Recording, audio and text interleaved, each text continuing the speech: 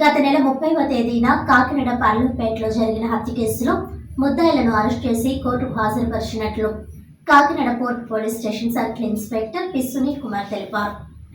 ఈ సందర్భంగా ఆయన మీడియాతో మాట్లాడుతూ ఈ కేసును తొలుత అనుమానాస్పద మృతిగా నమోదు చేయగా తర్వాత మృతుని భార్య కాసులమ్మ ఇచ్చిన ఫిర్యాదు మేరకు హత్య కేసుగా నమోదు చేసి దర్యాప్తు చేసి ముద్దాయిలను అరెస్ట్ చేసి కోర్టుకు హాజరుపరిచినట్లు వెల్లడించారు. వీఆర్ఓ గారు వచ్చి కంప్లైంట్ ఇవ్వడం జరిగింది. టిట్కో హౌసెస్ దగ్గర ఒక 35-40 సంవత్సరాల మధ్యన ఒక మగ వ్యక్తి చనిపోయి ఉన్నాడు. అతను చావు అనుమానాస్పదంగా ఉందని కంప్లైంట్ చేయడం జరిగింది, దర్యాప్తు చేయమని. దాని నిమిత్తము మేము crime number 20/2025 under section suspicious death కింద కేసు రిజిస్టర్ చేయడం జరిగింది. ఆ చనిపోయిన వ్యక్తి యొక్క పేరు ఊరు తెలియదు. అతని యొక్క చేతి మీద ఇంద్ర అని తెలుగులో, ఇంగ్లీష్లో అర్జున్ అనే 2 పేర్లు మాత్రం ఉన్నాయి. ఎవరైనా మేము చుట్టుపక్కల ప్రాంతాలంతా చర్చించడం జరిగింది.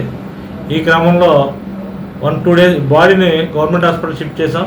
2 డేస్ తర్వాత అంటే 31వ తారీఖు మధ్యాహ్నం ఈ యొక్క మేము ఏదైతే ఆనవాళ్ళు ఉన్నాయో ఆ చనిపోయే వ్యక్తిని దుస్తులు ప్లస్ అతను చేతి మీద ఉన్న ఈ టాటూ మార్క్ని గుర్తించి చనిపోయిన వ్యక్తి ఉప్పాడ కొత్తపల్లి చెందిన మాయపట్నం గ్రామస్తుడని తన భార్య అయిన కాసులమ్మ వచ్చి కంప్లైంట్ చేసింది. తన భర్త యొక్క చావు మీద అనుమానంతో పాటు కొంతమంది వ్యక్తులు కొట్టి చంపేశారని కంప్లైంట్ చేయడంతో దాన్ని మేము 174 సస్పిషియస్ డెత్ నుండి 302 IPC కింద అంటే మార్చడం జరిగింది. మర్డర్ కేసుగా దాన్ని రిజిస్టర్ చేసి దర్యాప్తు చేయడం జరిగింది. దానిలో భాగంగా ఈ చుట్టుపక్కల అందరినీ కూడా ఎంక్వైరీ చేయడం జరిగింది. దాంట్లో మాకు ఒక ప్రాంతంలో సిసి ఫుటేజ్లో కొంత ఇన్ఫర్మేషన్ గ్యాదర్ చేయడం జరిగింది. దాని ప్రకారం మేము కొంతమంది అనుమానితుల్ని అతను కొడుతుంటే ఆ ఏరియాలో అనుమానితులు తీసుకొచ్చి మేము ఇంట్రాగేషన్ చేయగా వాళ్ళు నేరాన్ని ఒప్పుకోవడం జరిగింది. వాళ్ళతో పాటు ఒక లేడీ కూడా కొట్టినప్పుడు ప్రోత్సహించింది.